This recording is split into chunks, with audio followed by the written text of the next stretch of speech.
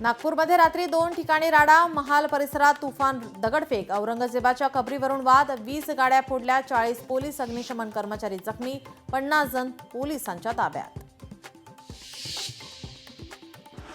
नागपूरच्या घटनेनंतर मुख्यमंत्री ॲक्शन मोडवर, नागरिकांना शांतता राखण्याचं आवाहन.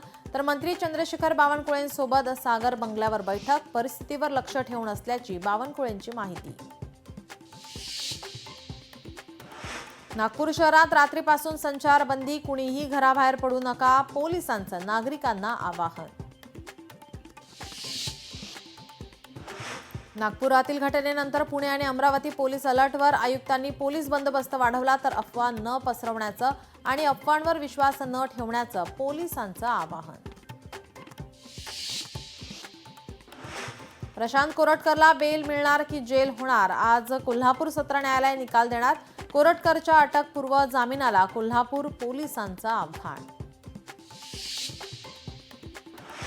परभणीत भाजपाचा राष्ट्रवादीला मोठा धक्का, माजी आमदार सीताराम घनदाट भाजपात प्रवेश करणार. मुख्यमंत्र्यांच्या उपस्थितीत आज मुंबईत पक्षप्रवेश सोहळा.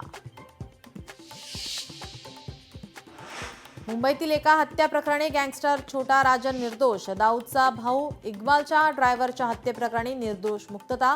स्पेशल सीबीआय कोर्टाकडून राजनची निर्दोष सुटका.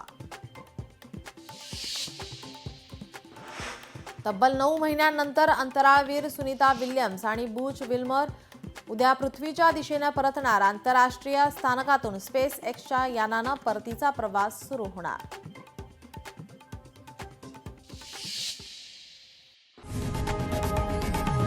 लोकशाही मराठी ऐका, पहा, जागरूक रहा.